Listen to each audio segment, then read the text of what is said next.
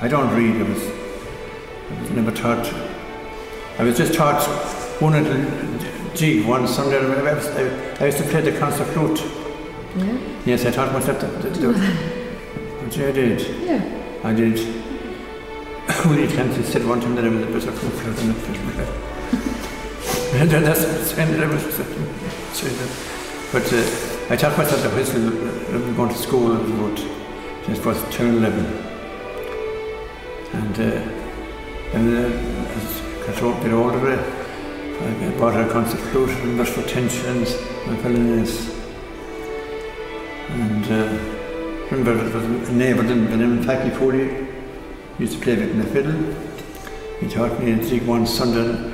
I got a fiddle, and I worked away myself then, you see. I got the feel of it, and